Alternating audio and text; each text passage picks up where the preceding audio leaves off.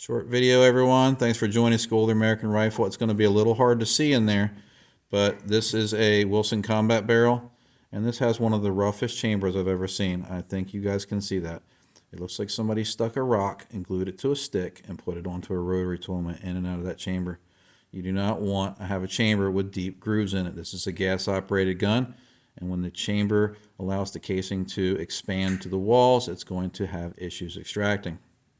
So I'm not saying that Wilson Combat won't fix this.